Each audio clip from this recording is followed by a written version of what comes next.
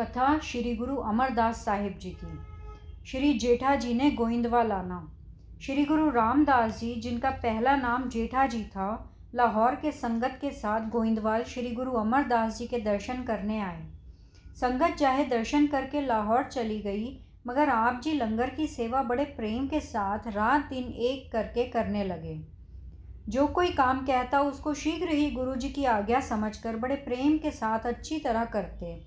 इस तरह निष्काम सेवा में उनका कुछ समय व्यतीत हो गया। बीबी भानी जी के साथ शादी।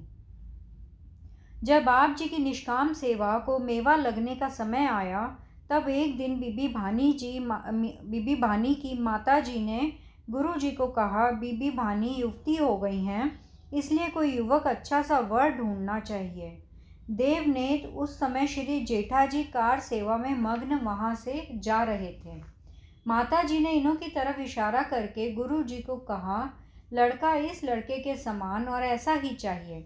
तब गुरु जी ने सेवादार को कहा कि इस लड़के को बुलाकर लाओ।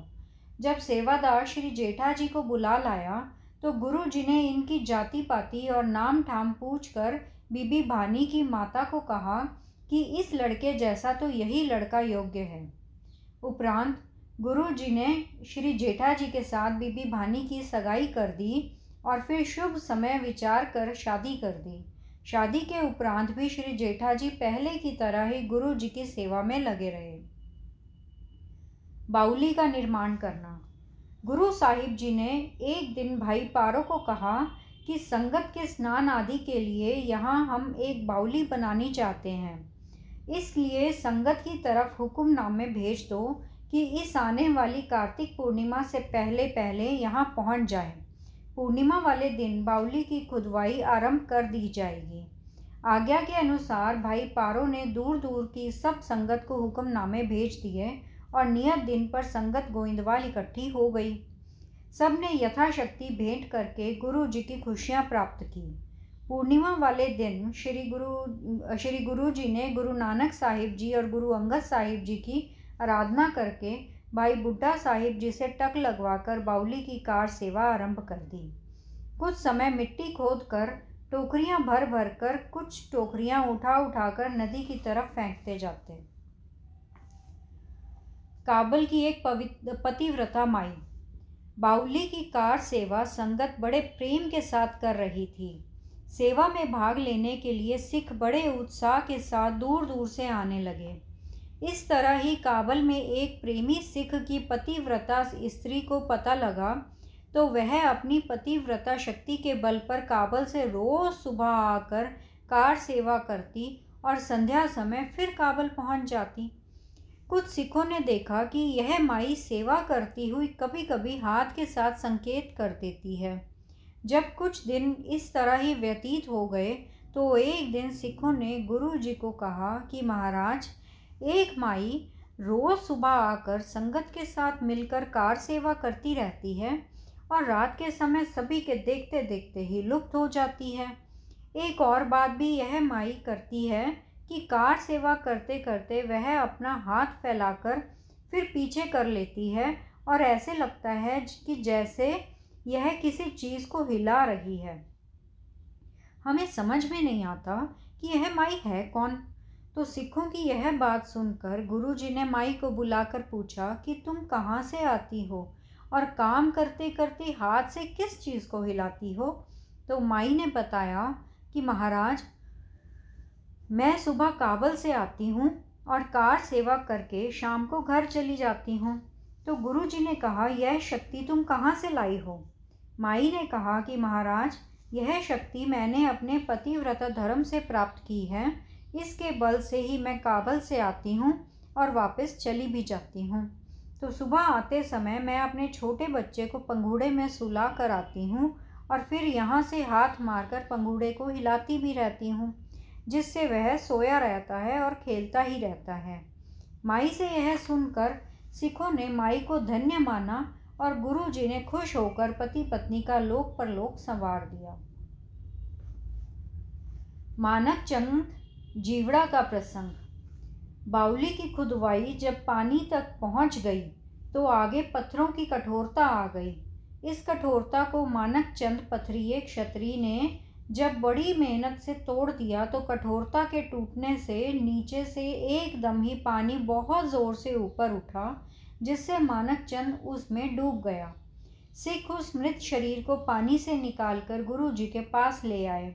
सदगुरु जी ने वचन किया कि अगर यह मानक है तो मरेगा नहीं। फिर आप जी ने अपना दायां पैर मानक चंद के माथे पर लगा दिया और कहा, उठ मानक, सतनाम कहा। इस वचन से मानक चंद इस तरह उठकर बैठ गया जिस तरह कि वह सोया हुआ ही उठा हो। उस दिन से गुरु जी ने उसका नाम जीवड़ा रख दिया। वैरोवाल में इस वंश के जीवुड़ बावे प्रसिद्ध हैं। बाउली स्नान का महात्म। जब बाउली तैयार हो गई तो गुरु जी ने इसकी 84 पौड़ियाँ गिनकर वचन किया कि जो नर नारी इन 84 पौड़ियों पर बाउली में 84 बार स्नान करके जपजी साहिब के 84 पाठ करेगा, उसकी जन्म मरण की 84 कट जाएगी। जब सिखों ने गुरु जी के यह वचन सुने तो बड़े उत्साह से बाउली में स्नान करके हर एक पौड़ी पर जपजी साहिब के पाठ करके गुरु जी की खुशियाँ प्राप्त की। गुरु जी ने इन वचनों की पालना करके सिख नर नारी आज तक बड़े प्रेम और श्रद्धा सहित स्नान करके अपना जन्म मरण सफल करते हैं। वैसाखी का मेला करना। एक दिन भाई पारो ने प्रार्थना की कि महाराज, दूर दूर से संगत आप जी के दर्शन करने आगे पीछे होकर अलग अलग समय पर आती जाती है, जिस कारण यह सारी संगत का एक दूसरे से मेल मिलाप और जान पहचान नहीं होती। इस कारण संगत के इकट्ठ के लिए एक दिन नियत करके सबको आमंत्रण भेजने चाहिए। इससे संगत एक दूसरे से प्रेम भावना और सिक्खी संबंध भी बढ़ेगा। तो गुरु जी ने कहा, यह तेरा विचार तो ठीक है। सब संगत को पत्र लिख दो कि वैसाखी वाले दिन यहाँ आओ। उनकी आज्ञा के अनुसार हुक्मनामे लिखे गए, जिनको पढ़कर असंख्य दूर दूर की संगत गोइंदवाल आ गई। अटूट लंगर बिना जाति पाति के भ्रम के पंक्तों में बैठा कर संगतों को बांटने लगा। उनका आपसी में मेल मिलाप करके संगत में बड़ा उत्साह और प्रेम प्यार बढ़ा।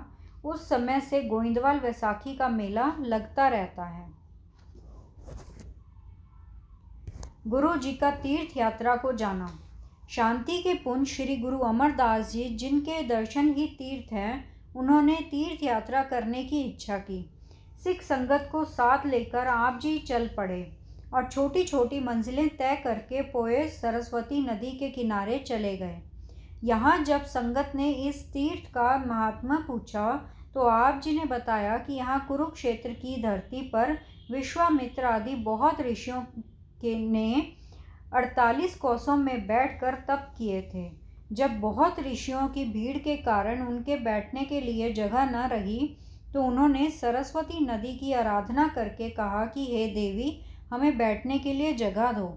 तब सरस्वती नदी को 2 कोस पीछे हट गई और ऋषियों को बैठकर तप करने के लिए जगह मिल गई।